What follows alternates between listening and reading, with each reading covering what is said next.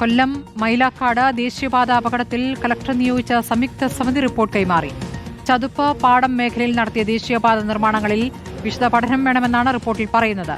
ചതുപ്പ് നിലങ്ങളിലും വെള്ളക്കെട്ടിലും ആർച്ച് രൂപത്തിലുള്ള കോൺക്രീറ്റ് നിർമ്മാണത്തിനു മുകളിലൂടെ റോഡും പാലവും വയഡക്ട് രീതി വേണമെന്നും റിപ്പോർട്ടിലുണ്ട്. ദിലീപ് ദേവസ്യ വിവരങ്ങളുമായി. ദിലീപ്, ഇപ്പോൾ അന്വേഷണ റിപ്പോർട്ട് കൈമാറിയിരിക്കുന്നു, എന്താണ് അതിൽ പറയുന്നത്?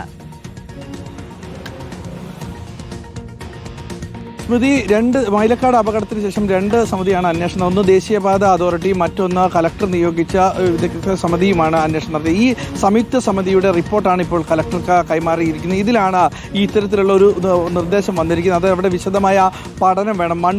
മണ്ണിട്ട് ഉയർത്തി ചതുപ്പ് നിലങ്ങളിൽ മണ്ണിട്ട് ഉയർത്തിയ സ്ഥലങ്ങളിൽ അവിടെ കൃത്യമായ ഒരു പഠനം വേണമെന്ന് ആവശ്യപ്പെട്ടിരിക്കുന്നു. മറ്റൊന്ന് വയഡക്ട് രീതിയിലുള്ള നിർമ്മാണമാണ് അവിടെ പറ്റുക. അതായത് ആർച്ച് രീതിയിലുള്ള കോൺക്രീറ്റ് വെച്ചിരിക്കണം. അവിടെ രണ്ട് സ്ഥലങ്ങളിലും റോഡിൻ്റെ ഇരുവശങ്ങളിലും ചതുപ്പ് നിലങ്ങൾ വയലാണെങ്കിൽ അത് വെള്ളം ഒഴുകി പോകുന്നതിന് സുഗമമായിരിക്കും എന്ന തരത്തിലുള്ള ഒരു റിപ്പോർട്ടാണ് ഇപ്പോൾ ഈ സംയുക്ത സമിതി ഇപ്പോൾ കലക്ടർക്ക് സമർപ്പിക്കുകയും ചെയ്തിരുന്നത്. കഴിഞ്ഞ ആഴ്ചയായിരുന്നു ഈ റോഡ് ഇടിഞ്ഞു വീഴുകയും ചെയ്തത്. അപ്രോച്ച് റോഡ് അടക്കം ഇടിഞ്ഞു തകരുകയും അടക്കം ചെയ്തിരുന്നു. ഇപ്പോൾ ആ സർവീസ് റോഡ് പുനഃസ്ഥാപിക്കുകയും ചെയ്തിട്ട് എന്തായാലും റിപ്പോർട്ടിൻ്റെ അടിസ്ഥാനത്തിലുള്ള നടപടി ഉടൻ തന്നെ ഉണ്ടാകുകയും ചെയ്യും. സ്മൃതി.